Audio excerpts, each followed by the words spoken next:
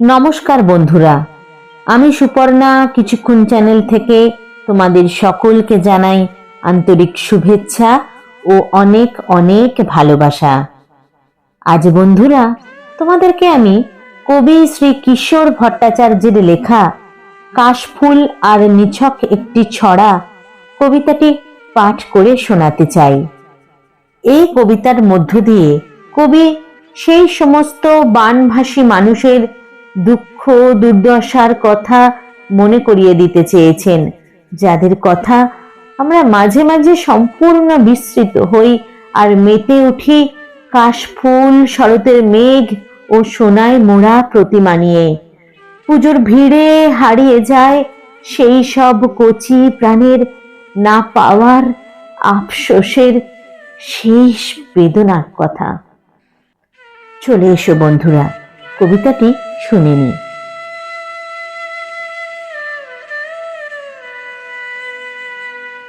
কাশবনের মাথায় লাগে বাঁশির সুরের আপন ভোলা ছোঁয়া।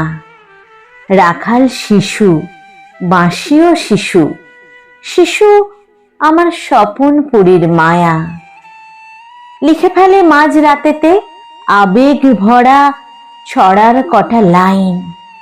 ভাবছি বসে এর সাথেতে জুড়লে ছবি পোস্টটা হবে ফাইন।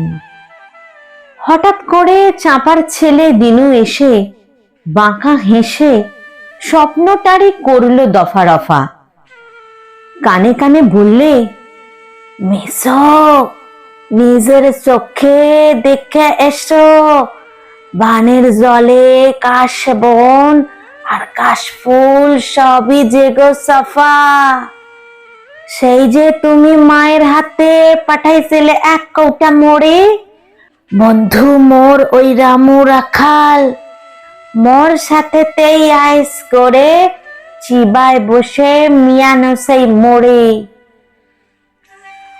গরু বাছুর বাঁধের উপর মোরা টালির চালের মাথায়, কাদের তরে কুঠায় বসে বাজাবে সে বাঁশি। তোমার সরা তাই শুনে মামা আমাদের পাচ্ছিল যে হাসি। মাঝরাতেতে তাই তো এলেম এক দৌড়ে ছুটে, তোমার এই নকল সরা খান দিতে ঘিটে ঘুঁটে।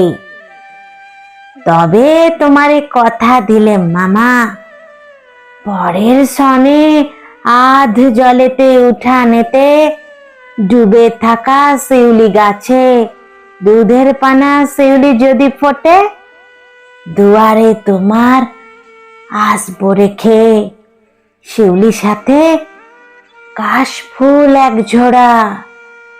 দুয়ারে তোমার আসবো রেখে শিউলির সাথে কাশফুল এক ঝোড়া।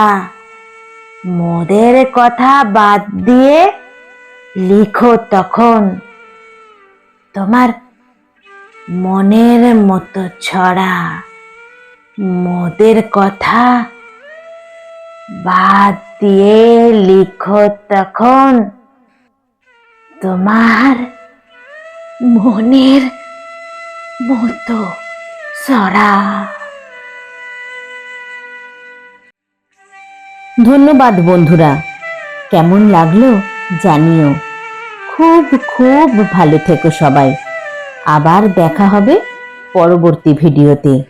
আজ আসি তাহলে, টাটা।